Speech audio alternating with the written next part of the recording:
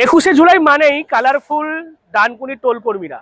তবে এবারে বদলের বাংলায় বদলের ছবি দেখা যাচ্ছে ডানকুনি টোল প্লাজাতেও, যেখানে একসময় তৃণমূলের শ্রমিক সংগঠনের পতাকা সেজে উঠতো এলাকা, সেখানে দেখা যাচ্ছে গেরুয়া পতাকায় সেজে উঠেছে ডানকুনি টোল প্লাজা সংলগ্ন এলাকা। দেখতে পাচ্ছেন আমার পিছনে যে পতাকা, একেবারে যে আরএসএস এর যে শ্রমিক সংগঠন ভারতীয় মজদুর সংঘ অর্থাৎ বিএমএস, তাদের পতাকায় কিন্তু ছেয়ে দেওয়া হয়েছে এই গোটা এলাকা। আমরা দেখি সাধারণভাবেই 21শে জুলাইতে বিভিন্ন জায়গাতেই যে কালারফুল ছবি উঠে আসতো, তার মধ্যে অন্যতম জায়গা ছিল এই ডানকুনি টোল প্লাজা। তারা শ্রমিক সংগঠনের যারা ছিলেন প্রতি বছরে নিয়ম করে কখনো নীল সাদা, কখনো গোলাপি, কখনো সবুজ একই রঙের পোশাক পরে কার্যত নজর কাটতেন 21শে। তবে এবারে দেখা যাচ্ছে পালা বদলের বাংলাতে সেই ছবিটাও বদলেছে, একেবারে ফিকে। সেখানে শ্রমিক সংগঠনের কাউকে সেই রকমভাবে যেতে যেমন দেখা যাচ্ছে না এই 21শের মঞ্চে, পাশাপাশি কিন্তু দেখা যাচ্ছে টোল প্লাজাতে যে এলাকা সেখানেও কিন্তু গেরুয়া পতাকায় ছেয়ে গিয়েছে। এবং যেমনটা আমরা জানতে পারছি, এই যে ভারতীয় মজদুর সংঘ, তারা কিন্তু মূলত এখনো পর্যন্ত ডানকুনি টোলে তাদের শ্রমিক সংগঠনের কমিটি গঠন করতে পারেনি। তবে গোটা এলাকাতে এভাবেই ভারতীয় মজদুর সংঘ অর্থাৎ আরএসএস এর যে শ্রমিক সংগঠন, তারা এভাবেই পতাকা লাগিয়েছে। এবং যেমনটা আপনারা জানেন যে এই 2026-এর বিধানসভা নির্বাচনের আগেই ডানকুনিতে যে আইএনটিটিউসি তৃণমূলের শ্রমিক সংগঠন ছিল, তাদের কমিটি ভেঙে দিয়েছে জেলা সভাপতি নিজেই। এবং তারপর থেকেই শ্রমিক সংগঠন কার্যত নেই ডানকুনি টোল প্লাজাতে। তারপর দেখা যাচ্ছে সরকার বদলেছে এবং সরকার বদলাতেই দেখা যাচ্ছে ছবিটাও বদলে গিয়েছে। যেখানে একসময় আইএনটিটিউসির পতাকা এখানে পথ করে উঠতো, সেখানে দেখা যাচ্ছে গেরুয়া পতাকা উঠছে, অর্থাৎ যে বিএমএস তাদের পতাকা উঠছে। এবং শ্রমিক সংগঠন যারা একসময় একই রঙের পাঞ্জাবি পরে 21শে জুলাইয়ের সেখানে গিয়ে নজর কাটতেন, তারাও কিন্তু তাদেরও সেরকমভাবে কিন্তু দেখা যাচ্ছে না। স্বাভাবিকভাবেই বদলের বাংলায় বদলের ছবি দিকে দিকে নজর আসছে। এবং সকাল থেকে কেমন ছবি, সকাল থেকে দেখা যাচ্ছে যে জাতীয় সড়ক ধরে একসময় এখানে হাজার হাজার বাস, একেবারে বাসে কার্যত বাদুর ঝোলা অবস্থায় মানুষজন যেত 21শের এই ধর্মতলাতে, সেখানে কিন্তু কার্যত ছবিটা পাল্টে গিয়েছে।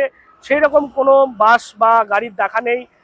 যেমনটা আমরা এখানে সাধারণ যারা ব্যবসায়ী বা দোকানদার রয়েছে তাদের সাথে কথা বলছিলাম, তারাও বলছেন যে আগে যেমন 21শে জুলাই হতো যখন তৃণমূল সরকার ছিল, তখন কিন্তু কার্যত একদিন আগে থাকতেই প্রচুর গাড়ি কিন্তু তারা কলকাতার উদ্দেশ্যে রওনা দিত। কিন্তু আজকে দেখা যাচ্ছে এই মুহূর্তে প্রায় 11টা বাজতে চললো, সেখানেও দেখা যাচ্ছে সেরকম হাতে গোনা কয়েকটি স্করপিও বা 4 চাকা গাড়ি ছাড়া তৃণমূলের পতাকা লাগিয়ে বাস বা বাইক সেরকম কিন্তু কাউকে দেখা যাচ্ছে না। অর্থাৎ এইদিকে যদি জেলা আমরা দেখি, মূলত বিভিন্ন বীরভূম, বর্ধমান সহ এইদিকে যে জেলাগুলো রয়েছে বা যে জায়গাগুলো রয়েছে, সেই দিক থেকে সেরকম কিন্তু কর্মী সমর্থকদেরকে দেখা যাচ্ছে না। তবে জাতীয় সড়কে এইরকম অবস্থা দেখা গেলেও যেমনটা জানা যাচ্ছে যে রেলপথে অনেকেই সড়ক পথ বাদ দিয়ে তারা রেলপথে যাচ্ছেন। ট্রেনে করে তারা কখনো শিয়ালদা, কখনো হাওড়ায় নামছেন এবং সেখান থেকে পায়ে হেঁটে তারা কিন্তু যেখানে মূলত মুখ্যমন্ত্রী মমতা বন্দ্যোপাধ্যায়, প্রাক্তন মুখ্যমন্ত্রী, তৃণমূল সুপ্রিমো যেখানে সভা করবেন, সেখানেই অনেকে যাচ্ছেন, এমনটাই কিন্তু আমরা জানতে পারছি। অর্থাৎ যে তৃণমূলের আমলে যেভাবে দেখা যেত এই জাতীয় সড়ক ধরে ডানকুনি হয়ে হাজার হাজার মানুষ যেত, সেটা একেবারে দেখা যাচ্ছে না। এবং কার্যত অনেকে যেতে পারতেন না, যানজটে আটকে গিয়ে ডানকুনির বিভিন্ন প্রান্তে তারা পিকনিক পর্যন্ত করতে আমরা দেখেছি। কখনো মাংস ভাত, কখনো ডিম ভাত তারা করতেন। সেই ছবিটাও আজকে কিন্তু অচেনা হয়ে গিয়েছে। অর্থাৎ বদলের বাংলায় দেখা যাচ্ছে মানুষেরও, কর্মী সমর্থকদের মধ্যেও দেখা যাচ্ছে সেরকমভাবে উৎসাহ আর নেই।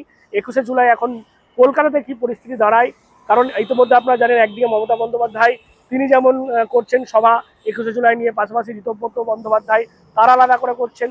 এবং তার পাশাপাশি জাতীয় কংগ্রেস তারাও আবার শহীদ দিবসে শহীদ যে রয়েছে সেখানে কিন্তু শহীদ মিনার এলাকা, সেখানেও তারাও কিন্তু ইতিমধ্যে আজকের দিনেই 21শে জুলাই পালন করছেন। স্বাভাবিকভাবেই তিনটি কলকাতাতে দেখতে পাচ্ছি আমরা এই শহীদ দিবস উদযাপন হবে। এখন সেখানে মানুষজন কার ওপর আস্থা রাখে, আবার মমতা বন্দ্যোপাধ্যায়ের দিকে তারা যায়, নাকি জাতীয় কংগ্রেস তারা যেমনটা দাবি করে যে তাদের যখন মমতা বন্দ্যোপাধ্যায় আন্দোলন করেছিলেন এই নো আইডেন্টিটি নো ভোট ইস্যুকে সামনে রেখে, তখন তিনি জাতীয় কংগ্রেস করতেন। স্বাভাবিকভাবেই জাতীয় কংগ্রেস তারাই এই শহীদ দিবস পালন করবে বলে দাবি করছেন। এরকমভাবেই 3টি জায়গায় সভা হচ্ছে। এখন দেখার কাদের সভা মানুষের নজর কাড়ে এবং কারা সব থেকে বেশি জমায়েত কোথায় হয় সেদিকেই নজর থাকবে আমাদের। আপনারা নজর রাখুন ডিএনএন বাংলায়। ডিএনএন বাংলা সবার মনে, সবার ফোনে।